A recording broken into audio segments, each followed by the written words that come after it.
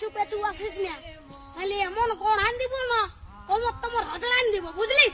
চল যা, আমি বলছি আর শ্বশুর ঘর যাবো নাই, যাবো নাই, যাবো নাই, তুই চলে যা।